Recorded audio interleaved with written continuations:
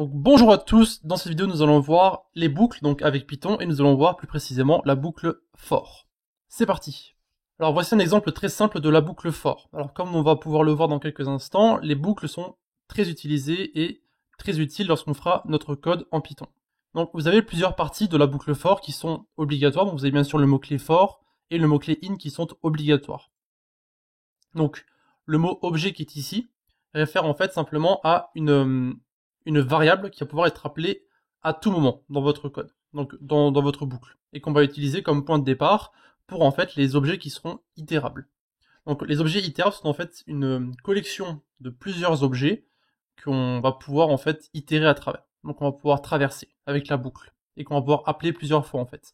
Donc ça peut être une liste de nombres, ça peut être les caractères d'un mot par exemple, ça peut être une portée, enfin ça peut être plein de choses. On verra plus tard dans les vidéos comment s'en servir et pourquoi est-ce qu'il faut s'en servir pour, on va dire, simplifier votre code. Voilà. Donc ici, pour l'instant, tout ce que vous avez besoin de savoir, c'est qu'en fait, on va prendre un objet et on va itérer à travers une collection d'autres objets et on va faire en fait quelque chose avec cet objet que nous avons ici. Donc vous verrez dans l'exemple, ça sera beaucoup plus simple de suivre. D'ailleurs, on va directement aller dans notre éditeur pour voir comment ça fonctionne. Donc ce qu'on va faire, c'est qu'on va en fait supprimer tout notre code que nous avons ici et nous allons taper une simple petite boucle que nous allons utiliser. Vous allez voir, ça va être un exemple extrêmement simple. On va avoir par exemple for letter, donc ici on met toujours tout, on met toujours nos noms de variables en anglais, hein, comme d'habitude. In, donc là on a nos deux mots-clés, et là on va mettre simplement une chaîne de caractères pour pouvoir afficher chaque caractère en fait dans notre mot. Donc ici on va mettre par exemple bonjour, et là on va simplement mettre print, et on va simplement print notre lettre, tout simplement.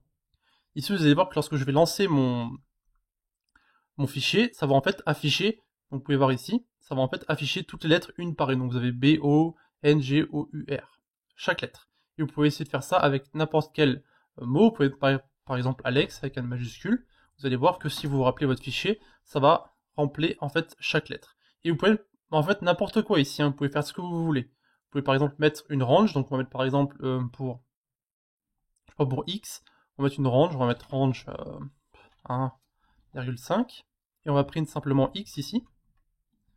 Vous allez voir que lorsqu'on va lancer notre range ici, ça va en fait mettre tous les chiffres qui sont de 1 jusqu'à 5, mais en excluant 5 en fait. Donc là si vous mettez 7, ça va montrer en fait de 1 à 6, tout en mettant 7 en dehors de la range, tout simplement. Et vous pouvez faire après ce que vous voulez ici, vous pouvez faire X, pour mettre un calcul interne, vous pouvez faire X plus 1, et ça va en fait ajouter 1 à chaque fois. Vous pouvez même faire un fois ici, si par exemple vous voulez faire une range, donc on fait par exemple x2, et là on met je sais pas moi, 10, 16, ben ça va en fait renvoyer à chaque fois le double, donc le double de 10, le double de 11, le double de 12, 13, 14 et 15. Vous pouvez voir qu'à chaque fois, ça renvoie exactement le bon nombre. Voilà. Donc ça c'est plutôt pratique. Donc là vous pouvez faire votre table de 2 hein, si vous voulez. Hein. Faire 1, 11, et là vous avez votre table de 2. Hein. Vous avez 2, 4, 6, 8, 10, etc. Voilà, donc ça peut être pratique pour plein de choses, et on verra plus tard lorsqu'on découvrira les autres boucles.